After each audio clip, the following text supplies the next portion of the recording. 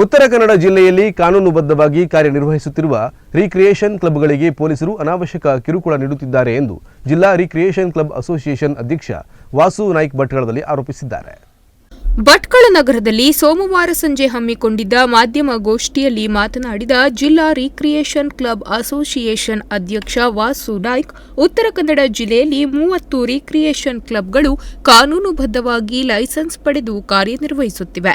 ಕ್ಲಬ್ನಲ್ಲಿ rummy ಆಟ ಮಾತ್ರ ಆಡುತ್ತಿದ್ದರೂ ಸಹ ಪೊಲೀಸರು ಪದೇ ಪದೇ ಕ್ಲಬ್ಗೆ ಬಂದು ಪರಿಶೀಲಿಸುವ ನೆಪದಲ್ಲಿ ಆಟ ಆಡುತ್ತಿರುವವರಿಗೆ ಮುಜುಗರ ಉಂಟು ಮಾಡುತ್ತಿದ್ದಾರೆ. ಅಲ್ಲದೆ ಯಾವ್ಯಾವುದೋ ಸಮಯದಲ್ಲಿ ಬಂದು ಕ್ಲಬ್ ಬಂದು ಮಾಡುವಂತೆ ಗದರಿಸುತ್ತಾರೆ ಎಂದು ಆರೋಪಿಸಿದರು.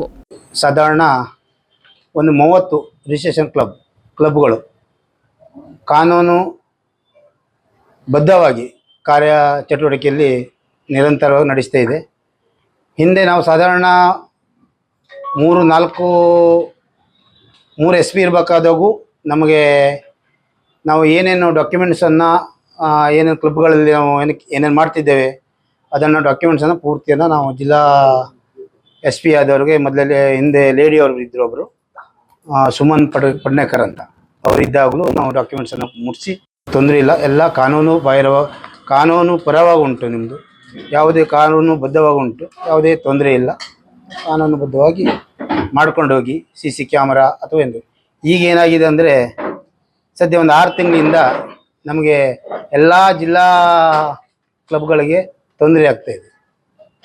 ತೊಂದರೆ ಏನಂತ ನಮಗೇನು ಅರ್ಥ ಆಗ್ತಿಲ್ಲ. ಯಾಕೆಂದರೆ ಇವತ್ತು ನಾವು ಎಲ್ಲ ಜಿಲ್ಲಾ ಸಮಿತಿಯವರು ಇವತ್ತು ಕೂತ್ಕೊಂಡು ಇವತ್ತೊಂದು ಪ್ರೆಸ್ ಮೀಟ್ ಮಾಡುವ, ನಮ್ಮ ವಿಷಯವನ್ನು ಹೇಳುವ. ಯಾಕೆಂದರೆ ಜನರಿಗೆ ಕ್ಲಬ್ಗಳಂದಾಗ ಏನೋ ಒಂದು ಭಾವನೆ ಬರ್ತದೆ. ಕ್ಲಬ್ಗಳಲ್ಲಿ ಏನೋ ಅನೇಕ ಬೇರೆ ಚಟುವಟಿಕೆಗಳು ಏನೂ ನಡೆಯೋದಿಲ್ಲ. ಕ್ಲಬ್ಗಳಿರುವಾಗ ನಮ್ಮ ಕ್ಲಬ್ ಸದಸ್ಯರು ಮೆಂಬರ್ ಆಗಿರ್ತಾರೆ. ಮೆಂಬರ್ ಆದವರು ಬಂದಾಗ ಟೈಮ್ ಪಾಸಿಗೆ ಬಂದಾಗಿ ಅಲ್ಲಿ ಅವರು ಆಡ್ಲಿಕ್ಕೆ ಬರ್ತಾರೆ. ರಮ್ಮಿಯಲ್ಲಿ ನಾವು ಆಲ್ರೆಡಿ ಹೈಕೋರ್ಟ್ ಏನು ಹೇಳ್ತದೆ ಅಂದರೆ ರಮ್ಮಿ ಆಡಲಿಕ್ಕೆ ಅವಕಾಶ ಕೊಟ್ಟಿದೆ ಹೈಕೋರ್ಟ್ ಆರ್ಡ್ರಿಂದನೇ ನಾವು ಅನುಮತಿ ತಗೊಂಡು ಏನು ಕಾನೂನುಬದ್ಧವಾಗಿ ಏನೇನು ಮಾಡ್ತಿದ್ದೇನೋ ಕಾನೂನುಬದ್ಧವಾಗಿ ಮಾಡ್ತಿದ್ದೇವೆ. ಇದು ಬಿಟ್ಟು ಬೇರೆ ಏನು ನಾವು ನಡೆಸ್ತಾ ಇಲ್ಲ. ಈಗ 6 ತಿಂಗಳಿಂದ ನಮಗೆ ಭಾಳ ಅನೈತಿಕವಾಗಿ ನಮಗೆ ತೊಂದರೆ ಆಗ್ತಿದೆ. ಯಾಕೆಂದರೆ ಇಲ್ಲಿಂದ ಡಿಪಾರ್ಟ್ಮೆಂಟ್ ಬರುವಂತು ಡೈಲಿ ನಾವೊಂದು ಪೊಲೀಸ್ ಇಲಾಖೆ ಬಂದು ಚೆಕ್ ಮಾಡಿ, ನೀವು 24 ಗಂಟೆ ಚೆಕ್ ಮಾಡಿ, ಆದರೆ ಡೈಲಿ ಬರುವಂಥದ್ದು ಬಂದ್ ಮಾಡಿ ಅಂತ ಹೇಳುವಂಥದ್ದು, ನಿಮಗೆ ನಮ್ಮ ಇನ್ನೊಂದು 10 ದಿನ ಬಿಟ್ಟು ಚಾಲ ಮಾಡುವ ಸರಿ ಆಗ್ತದೆ ಅಂತ ಹೇಳುವಂಥದ್ದು. ನೋಟಿಸ್ ಬಗ್ಗೆ ನಿಮಗೆ ಇಲ್ಲಿ ಕೊಡ್ತೇನೆ, ಕಾಪಿ ಕೊಡ್ತೇನೆ. ಮಾನ್ಯ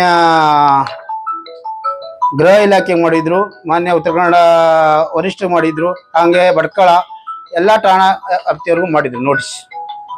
ಕ್ಲಬ್ನಲ್ಲಿ ಕಾನೂನು ಬಾಹಿರವಾದ ಯಾವ ಚಟುವಟಿಕೆಯೂ ನಡೆಸುತ್ತಿಲ್ಲ. ದಿನದ 24 ಗಂಟೆಯೂ ಕೂಡ ನಾವು CC ಕ್ಯಾಮೆರಾವನ್ನು ಚಾಲು ಇಟ್ಟಿರುತ್ತೇವೆ. ಇವರು ಬಂದು ಪರಿಶೀಲನೆ ಮಾಡುವುದಕ್ಕೆ ನಮ್ಮದೇನು ತಕರಾರು ಇಲ್ಲ. ಆದರೆ ಪದೇ ಪದೇ ಬಂದು ನಮ್ಮಲ್ಲಿ ಬರುವ ಆಟಗಾರರಿಗೆ ಮುಜುಗರ ಉಂಟು ಮಾಡುತ್ತಿರುವುದು ಸರಿಯಲ್ಲ ಎಂದು ಅಸಮಾಧಾನ ವ್ಯಕ್ತಪಡಿಸಿದರು. ನಮ್ಮ ಜಿಲ್ಲೆಯಲ್ಲಿ ಒಂದೇ ಸಮಸ್ಯೆ, ಮತ್ತೆ ದಾವಣಗೆರೆ ಡಿಸ್ಟಿಕ್, ಶಿವಮೊಗ್ಗ ಡಿಸ್ಟಿಕ್, ಮಂಗಳೂರು ಎಲ್ಲ ಚಾಲನೆ ಇದೆ. ರಾಯಚೂರು, ಬಳ್ಳಾರಿ, ಬೆಳಗಾವಿ ಅಷ್ಟು ಚಾಲನೆ ಇದೆ. ನಮ್ಮ ಡಿಸ್ಟಿಕ್ನಲ್ಲಿ ಈಗ 6 ವರ್ಷ ಇತ್ತು ಬಂದಾಗಿಂದ ಈ ಸಮಸ್ಯೆ ಉದ್ಭವ ಆಗಿತ್ತು.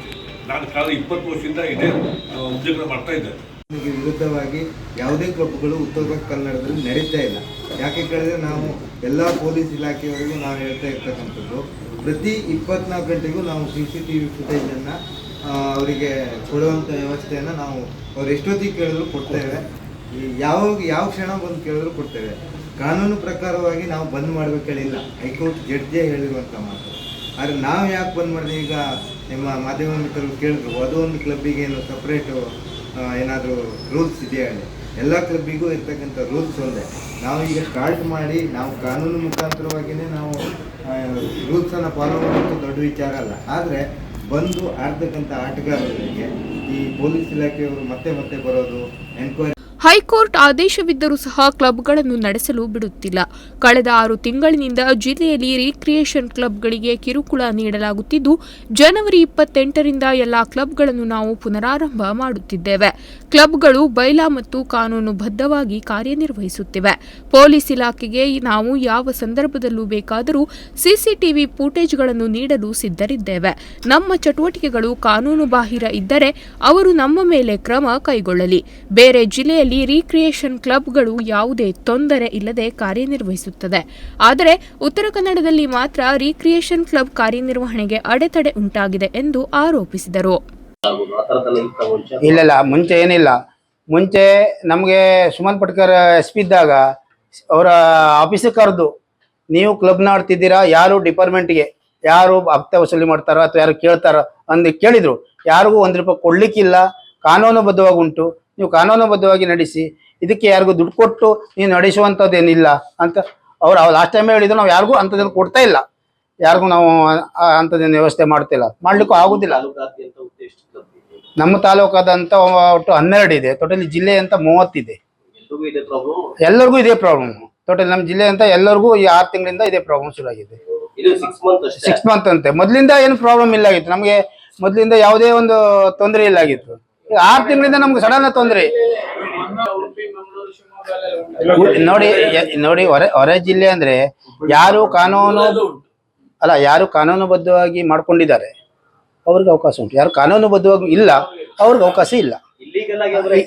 ಏನು ಇಲ್ಲಿಗಲ್ಲ, ಏನು 24 ಗಂಟೆ ನಾವು CC ಕ್ಯಾಮೆರಾ ಫುಟೇಜ್ ಚಾಲು ಇರ್ತದೆ.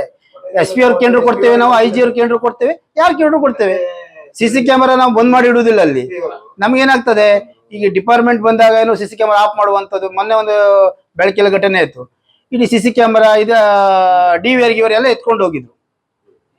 ಯಾಕೆಂದ್ರೆ ಕೋರ್ಟ್ಗೆ ಕೋರ್ಟಲ್ಲಿ ಚೀಮರ್ ಹಾಕಿದ್ರು, ಇಲ್ಲಿಯ ಅಧಿಕಾರಿಗಳು ಚೀಮರ್ ಹಾಕಿದ್ರು. ನೀವು DVR ಎತ್ತಲಿಕ್ಕೆ ನಿಮ್ಗೆ ಏನು ಅವಕಾಶ ಉಂಟು, ನೀವು ಪೆಂಡರ್ ಮೂಲಕ ಏನ್ ನಡೀತದೋ ಗೊತ್ತಾಗ್ತದ ಅಂತದೇನು ನಡೆಯೋದಿಲ್ಲ. ಈ ಸಂದರ್ಭದಲ್ಲಿ ಅಸೋಸಿಯೇಷನ್ ಉಪಾಧ್ಯಕ್ಷ ಪರಮೇಶ್ವರ್ ಭಟ್ ಶಿರಸಿ, ಗಿರೀಶ್ ನಾಯ್ಕ್, ಸಂದೀಪ್ ಪೂಜಾರಿ, ಜಟ್ಟಪ್ಪ ನಾಯ್ಕ್, ವಿನಯ್ ಪಡಿಯಾರ್, ನಾಗರಾಜ್ ಶೆಟ್ಟಿ, ಅನಿಲ್ ಸಿರ್ಸಿಕರ್, ತಿಮ್ಮಪ್ಪ ನಾಯ್ಕ್ ಮೊದಲಾದವರು ಉಪಸ್ಥಿತರಿದ್ದರು. ಉದಯ್ ನಾಯ್ಕ್, ನುಡಿಸಿರಿ ನ್ಯೂಸ್, ಭಟ್ಕಳ.